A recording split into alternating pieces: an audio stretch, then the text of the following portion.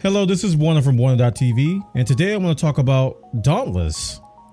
Dauntless is a free-to-play co-op action RPG monster slayer, which is a fancy way of calling it a Monster Hunter-like game for PC. The game was first revealed in December 2016 at the Game Awards, well before Monster Hunter World PC was announced. The 40-man or so dev team consists of former developers from Riot Games, Blizzard, BioWare, and Capcom. Dauntless went into open beta on Thursday, May 24th with a pretty bumpy launch. Queue sizes reached over 100,000 players, and matchmaking between players was a constant issue throughout the weekend. Phoenix Labs worked throughout the Memorial Day weekend to resolve most of these issues and had the players in the game by Sunday, an impressive feat given the small development team. Even though the game isn't on Steam, the impressive launch numbers would have definitely landed it in the top 5 concurrent players behind PUBG and CSGO, a couple of titles you may have heard of. So now that the game is out, you can play today without queues or scaling issues. Let's talk about what it is. I once heard someone refer to Dauntless as bite-sized Monster Hunter World, and I couldn't agree more. One thing that turned me off of Monster Hunter World was the vast scope. There is so much to do in that game, and it can be overwhelming. And at the end of the day, I quit because I just wanted to hunt monsters, man. I'm not looking for cutscenes, footprints, or any other time wasters or tutorials that get in the way. It just felt way too long to get to the point. Dauntless is none of that. Less than 5 minutes into the game, you're fighting a behemoth, as they're called in Dauntless, and it doesn't stop. Sure, the game has material gathering and a lightweight crafting system, but behemoth slaying is at the center of the picture. Probably why they call you a slayer in the game.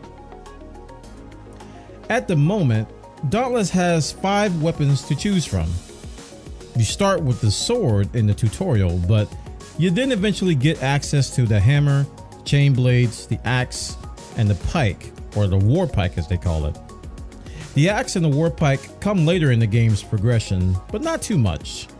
Thankfully, due to some valuable feedback in the closed beta, which I was a part of, the time to acquire these weapons is but a couple of hours of gameplay.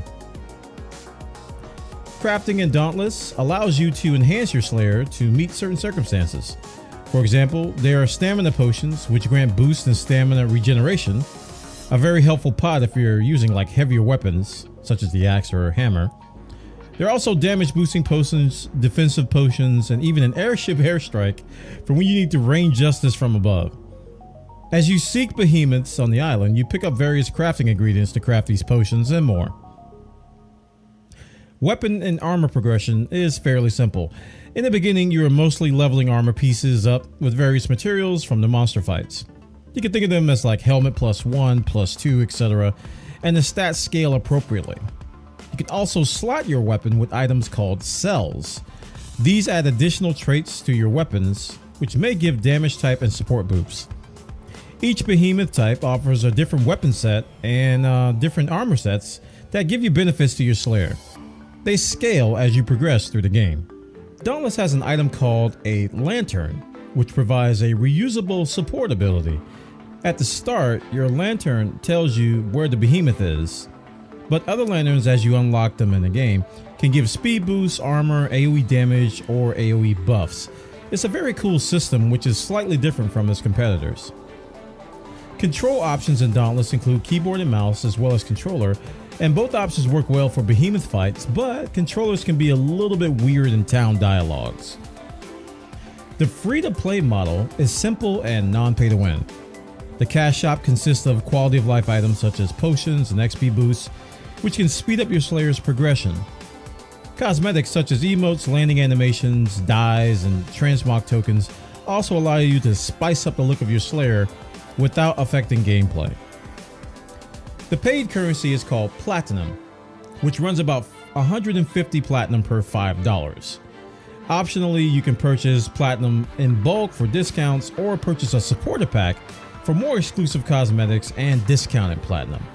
Overall, I'm satisfied with the model, although the prices are a bit steep on certain things, such as the landing emotes, which can run about $10 per. Ouch. Progression in Dauntless consists of 5 islands, each of which houses behemoths.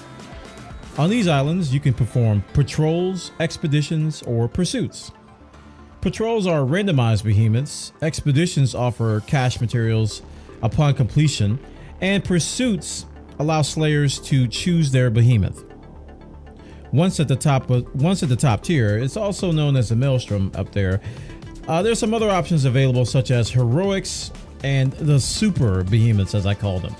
This is where the best loots are in the game and also considered the game's quote-unquote end game. So what do I think about the game? Well, Dauntless is insanely addictive, and the gameplay loop is well done, but it currently lacks some sustainable content. With around 25 or so total behemoths at the time of this video, some of them are reskins with some alternate skills. It can definitely use some more to keep players around. Now, it's a free-to-play game, and as Warframe has taught us, you have to keep pumping out content in order to keep players coming back. Also, there's that Monster Hunter World PC release that's right around the corner. The good news is that the developers recognize this and plan an aggressive schedule to meet demand. Right now, there's enough to keep players around for about maybe a couple weeks to a month, but unless fresh content is injected, I can see them taking a hiatus or even leaving the game altogether. Make no mistake, I love this game, but I also recognize the fickle nature of the gamer. So with that said, the game is addictive, very addictive. The fights are well done, the animations are well done, the music is well done. The art style takes a little bit getting used to, and there's also some UI elements that are definitely rough around the edges. At open beta, these shortcomings are generally accepted for most games, but the clock is ticking for Dauntless. I'm rooting for these guys to do well, are you?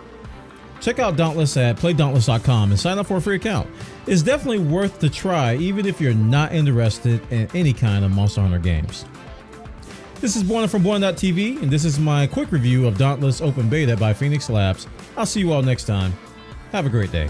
Hey guys, thanks for watching the video. Please comment, like, subscribe, and all that good stuff. And make sure you click the bell to be notified. Otherwise, you ain't gonna see this video.